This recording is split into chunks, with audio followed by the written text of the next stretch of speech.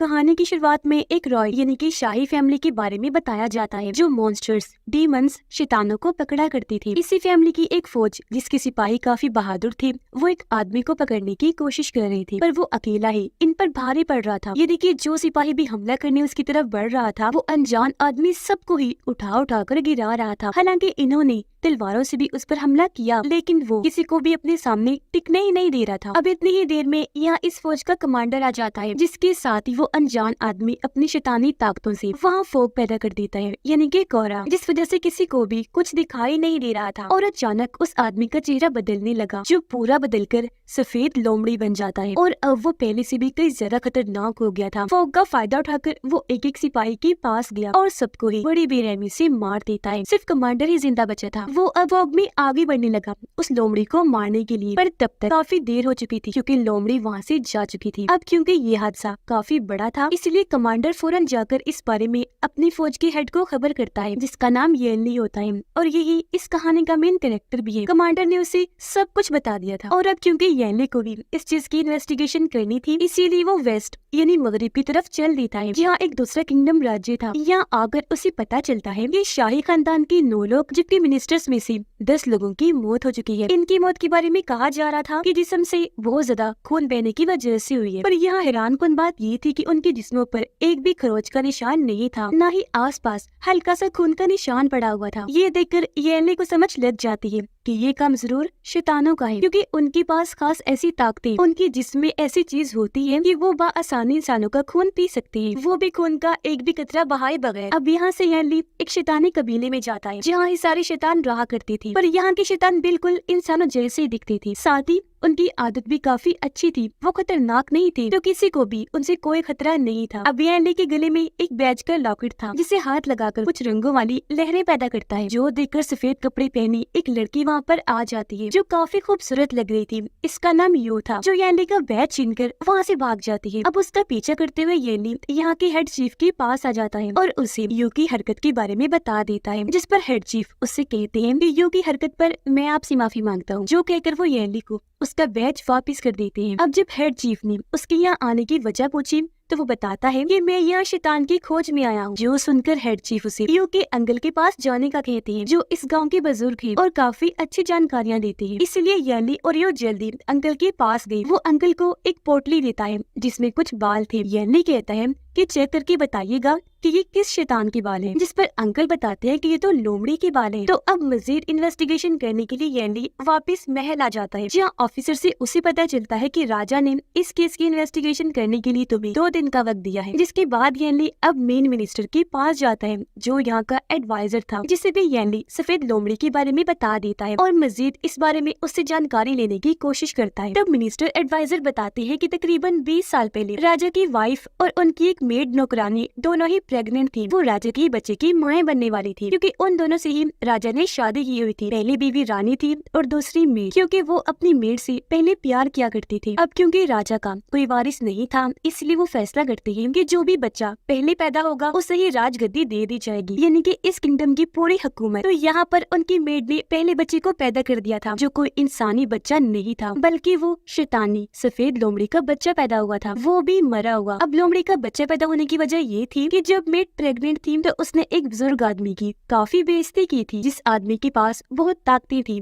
वो जादूगर था। इसीलिए उसने मेड को ये कर्ज बददुआ दी कि जब भी तुम्हारा बच्चा पैदा होगा वो सफेद लोमड़ी का बच्चा होगा, जो शैतानी होगा। अब ये सच्चाई जानने के बाद येनली मेड के पुराने महल जाता है, जहाँ दीवार पर लगे एक कैलेंडर पर कुछ शेर लिखे हुए थे, जिन्हें येनली पढ़ने लगता है। लेकिन तभी अचानक यहाँ पर फोग यानी कि कोहरा छा जाता है, जिसके साथ ही वहाँ सफेद लोमड़ी और कुछ शैतान आकर उस पर हमला कर देते हैं और यहाँ इनकी लड़ाई शुरू हो जाती है। येनली काफी बहादुरी से उनके हर एक हमले का जवाब दे रहा था। वो घूम घूम कर तलवारों से उन पर हमले किए जा रहा था और उनके हर वार को रोक रहा था। ये लड़ाई देखकर राजकुमारी भी यहाँ पर आ जाती है और वो अपने जादुई तीरों से शैतानों पर हमला कर देती है, जिससे वो राख बन के वहाँ से गायब हो जाते हैं। इस इन्वेस्टिगेशन में वो भी येनली का साथ देने के लिए शामिल हो गई और अब ये दोनों फिर से उसी शैतानी कबीले में आ जाते हैं। यहाँ आकर येनली हेड चीफ को सारी बात बता देता है कि जैसे मैंने कैलेंडर वाली वो शेर पढ़े, तभी सफेद लोमड़ी और उसके साथियों ने आकर हमला कर दिया, जिस पर हेड चीफ उसे बताते हैं कि वो शेर राजा ने अपनी दूसरी बीवी मेड के लिए लिखे थे, जिससे वो बहुत प्यार किया करती थी। लेकिन मेड तो राजा को धोखा दे रही थी, क्योंकि वो किसी और के प्यार में पड़ गई थी। ये सारी सच्चाई चीफ उसे बता ही रही थी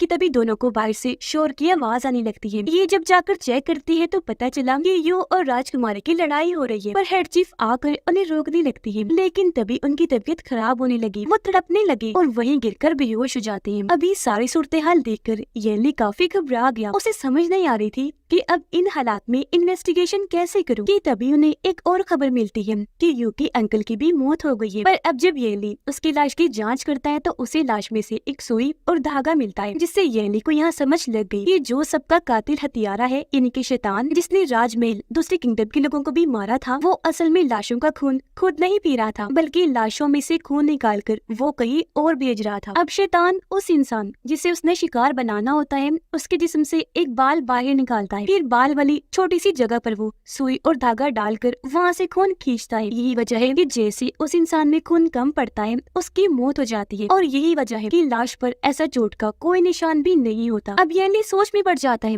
कि आखिर ये चीज कैसे हो सकती है, क्योंकि एक इंसान में से कम 5 लीटर खून निकाला जा रहा था, तो जाहिर है खून को यहाँ से वहाँ ले जाने का ये प्रोसेस काफी मुश्किल था। इसके लिए किसी गाड़ी या कैरेज वगैरह की जरूरत थी जो चीज को यहाँ से वहाँ ले जाने का काम करता था, और ये काम यू के अंकल का था, यानी कि खून को शैतान तक ले जाने का काम वो कर रही थी। और उनकी तो मौत हो चुकी है। अगर वो शैतान की सर्वेंट थी तो फिर उन्हें किसने मरवा दिया? तो इसका जवाब है कि उनके यहाँ जरूर कोई जानकारी लग गई होगी जिस वजह से उन्हें मरवा दिया गया, या फिर उन्हें मारने के लिए खास मकसद छुपा हुआ है। और पुलिस को आज तक अंकल पर शक इसलिए नहीं हुआ क्योंकि वो रात से लेकर सुबह तक इस तरह की गाड़ियों पर कचरा उठाने का काम करते थे। येनली राजकुमारी को बताता है कि वो खून इसलिए जमा किया जा रहा था क्योंकि वो शाही खून है, तो पुराने वक्तों से लेकर अब तक उस खून की मदद से हथियार वगैरह बनाए जाते हैं। खैर अब अगले दिन येनली को एक और सिपाही की लाश मिलती है, और ये वही सिपाही था जिसने अंकल की लाश की जाँच की थी। अब इसे जरूर कोई काम की खबर मिली होगी, इसीलिए मेन शैतान ने इसको भी मरवा दिया। अब येनली जब इस सिपाही की लाश की जांच कर रहा था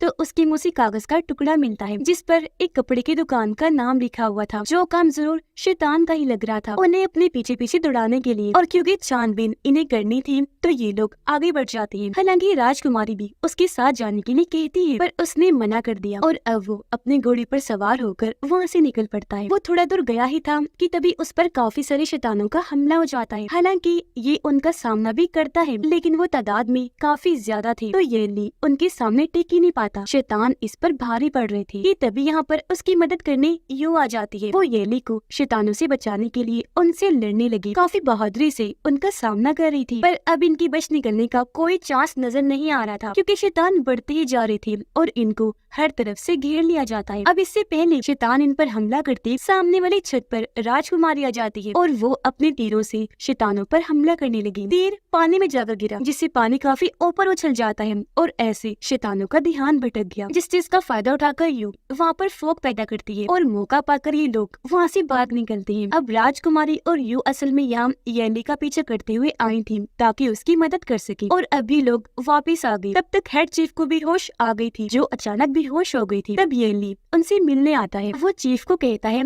कि जब मैं पहली बार आकर आपसे मिला था तो आप में से एक दवाई की महक आ रही थी, और आज जब मैं कपड़े की दुकान पर गया जो शैतानी इलाके में है वहाँ से भी मुझे उसी दवाई की महक आई, तो मुझे ऐसा लगता है कि आप ही वो मेन शैतान हो जो सबको मार रहा है। तो अब आपको सब कुछ सच सच बताना होगा। जिस पर हेड चीफ उसे सच्चाई बता देते हैं कि हाँ, जिसकी तुम्हें तलाश है यानी कि मेन शैतान सफेद लोमड़ी वो मैं ही हूँ, और अपनी फैमिली की मैं आखिरी लोमड़ी रह गया हूँ। और अब जैसे येनली उसे पकड़ने के लिए आगे बढ़ा, चीफ उसे एक और सच्चाई बताते हैं जो सुनकर तो उसकी होश उड़ गई। वो कहते हैं कि अभी तक तुम जिसे अपने डैड कह रहे थे ना, यानी कि राजा के खास आदमी, वो भी तुम्हारे असली डैड नहीं है बल्कि तुम्हारा सुतीला बाप है जिसने तुम्हें एक जगह से लिया था, और तुम भी कोई इंसान नहीं बल्कि हमारी तरह शैतान हो, और अब तुम्हें तुम्हारी सच्चाई जाननी हो। अगर मेरी जुबान पर यकीन नहीं तो महल जाओ और अपने लोगों से पूछ लो। अब ये बात सुनकर येनली जो पहले ही काफी कंफ्यूज था वो सुन पड़ जाता है। उसे समझ ही नहीं आती कि क्या कहूँ और क्या करूँ। काफी सोचने के बाद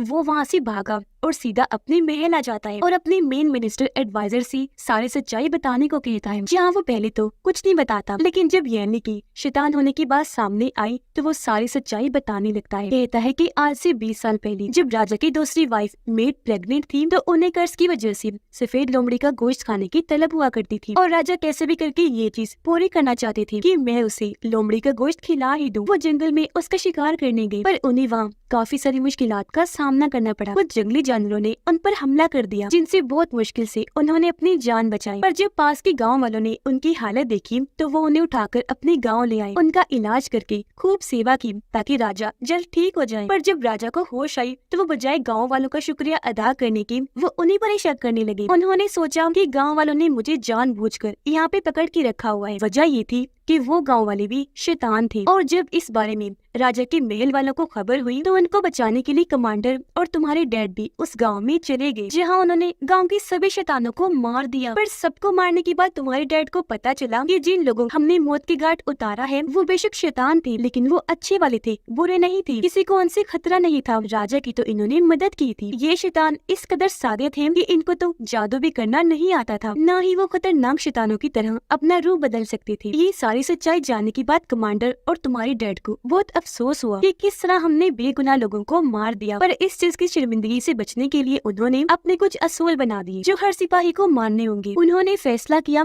कि अब हम किसी भी शैतान को देखते ही नहीं मारेंगे, बल्कि जब तक कोई शैतान कोई बुरा काम या जुर्म नहीं करेगा उसे कोई भी सजा नहीं दी जाए। इस बात से कमांडर को तो तसल्ली हो गई, पर यैली के डैड पूरी तरह सदमे में चले गए कि किस तरह बेरहमी से हमने बेकसूर लोगों को मार डाला। और एक दिन जब वो उसी गाँव के पास से गुजर रहे थे तो उन्हें एक छोटा सा बच्चा मिला जो और कोई नहीं बल्कि तुम थे यैली। तुम अकेले रह गए थे। जाहिर है तुम्हारे मॉम डैड को भी उन्होंने मार दिया था, और क्योंकि उन्हें पहले ही अपनी गलती का पछतावा था तो अपना ये गुनाह धोने के लिए उन्होंने तुम्हें गोद ले लिया। तुम्हें वो अपने साथ गाँव ले आए और सबको ये बता दिया कि मैंने एक लड़की से शादी कर ली थी और उसी में से ये बच्चा पैदा हुआ। यानी कि सबसे तुम्हारी सच्चाई छुपा दी कि ये बच्चा उसी गांव का शैतान है, क्योंकि इतना कुछ होने के बाद भी वो शैतान या उनके बच्चों को कबूल नहीं करता था। आगे वो बताते हैं कि काफी साल पहले पास ही पहाड़ी इलाके में एक मिटियोर इन्हीं आसमान से चट्टान के टुकड़े आकर गिरी थी, जिस वजह से काफी सारे कस्बे, गाँव और कबीले तबाह हो गए थे। बहुत सारे लोग मारे गए थे और जो जिंदा थे उन्हें गुर्बत का सामना करना पड़ रहा था, क्योंकि तबाही की वजह से खाने पीने की चीजों की किल्लत पड़ गई थी। इंसान भूख की वजह से इस कदर पागल हो गए थे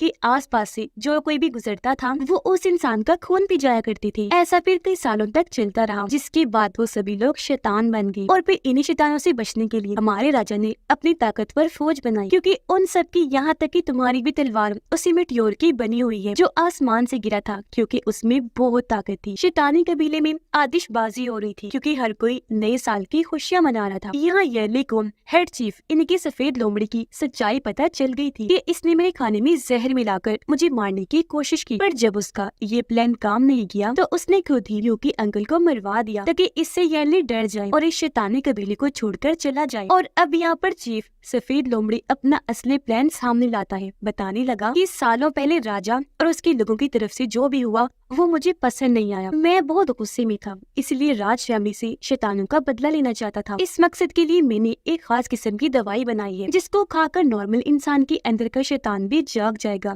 और वो शैतान बन जाएंगे। वो हद से ज्यादा गुस्से वाले खतरनाक हो जाएंगे और फिर राज खानदान के लोगों को मारकर शैतानों का बदला ले लेंगे। ये प्लान उसने अंजाम दे भी दिया। उसने वो दवाई नए साल की दावत में पकाए जाने वाले खाने में मिला दी थी, जिसे खाते ही इंसान जानवर से शैतान बन जाते हैं, जबकि जो नॉर्मल शैतान थे वो भी बदलकर खतरनाक शैतान का रूप ले लेते हैं। देखते ही देखते वहाँ हर एक इंसान बदलने लगता है और अब वो अपना कंट्रोल खोने लगते हैं। ये देखकर येली अपने बैच से कुछ लहरें फिर से पैदा करता है, जिसके जादू से ये सारे फिर से धीरे धीरे ठीक हो जाते हैं। ये देखकर चीफ लोमड़ी येली को रोकने के लिए उस पर हमला करता है। बदले में उसने भी किया, लेकिन चीफ के हमले से वो जख्मी हो जाता है। इनकी लड़ाई चल ही रही थी कि तभी यहाँ पर कमांडर अपने सिपाहियों के साथ आ जाता है, जो शैतानों पर तीरों की बारिश कर देते हैं, जिससे एक के बाद एक शैतान मारा जाता है। ये देखकर चीफ लोमड़ी को गुस्सा आ गया, इसीलिए वो अपने लोगों शैतानों को बचाने का फैसला करता है। वो देखते ही देखते अपने असली लोमड़ी वाले रूप में आ जाता है, पर काफी देर हो गई थी क्योंकि यहाँ काफी सारे लोग मारे जा चुके थे। ये देखकर चीफ लोमड़ी को एहसास हुआ कि मेरी एक गलती की वजह से यहाँ सारे लोग मारे गए। वो अब लड़ाई खत्म करने का फैसला करता है, इसीलिए देखते ही देखते वापस इंसानी रूप में आ जाता है। अब उसे हालांकि एहसास हो गया था,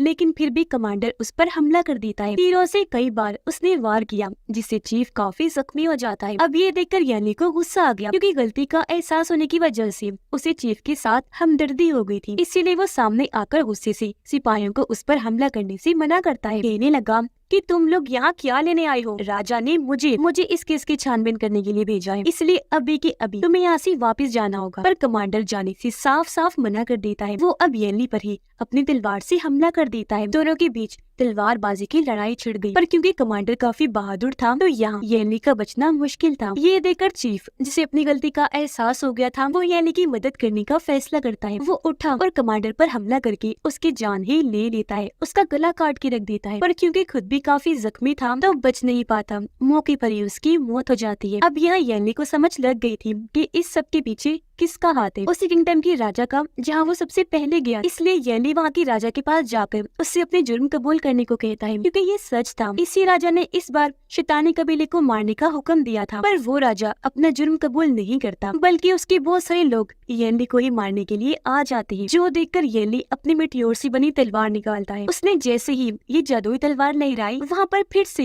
एक काफी बड़ी ताकतवर लहर बन जाती है। वो जैसे ही उन लोगों को छूकर गुजरी, एक ही झटके में सबकी मौत हो जाती है। अपना ये केस हल करने के बाद येनली वापस महल जाता है। वो रानी और राजा के बेटे को अपने केस से जुड़ी हर एक जानकारी देने लगता है। उसकी बहादुरी और समझदारी पर हर कोई उसकी तारीफ करता है, क्योंकि उसने इस मुश्किल केस को सिर्फ अपनी जहानत की वजह से हल कर लिया था। जो केस काफी मुश्किल था, हर कोई उससे काफी मुतासिर होता है। और इसी के साथ इस फिल्म की कहानी यहीं पर खत्म हो जाती है।